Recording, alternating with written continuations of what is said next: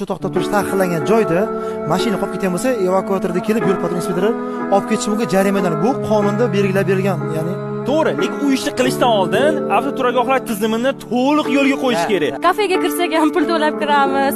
Uni davlat belgilamagan bo'lsa ham o'zini stoyanshiklari kelib turadi, oynangizni taqillatib, pul berasiz unga. Keyin restorandan chiqib magazinga kirasiz. Men mashinaga kirsam 10 ming bersam 10 ming so'mni mensishmayapti. Voy, sizga mashina minganga 10 ming so'm yarashmaydi deydi. Endi men maksimum bitta joy eshiting. Maksimum bolalarimni plashatkaga olib boraman, magazinga, restoranga olib boraman. 5 ta joyga kirsam, 100 mingga yaqin plashatkani o'ziga pulim ketyapti. Oddiy xalq, masalan, taksi kira qilayotganlar bor. To'xtash belgilar qo'yilmagan joyga to'xtash mumkin emas deyapsizlar. U bechoralar parkovkaga kiradi, taksovat qilgan pulini parkovkaga to'lab chiqib ketadimi? Qozonini qanaqa qaynatadi ular?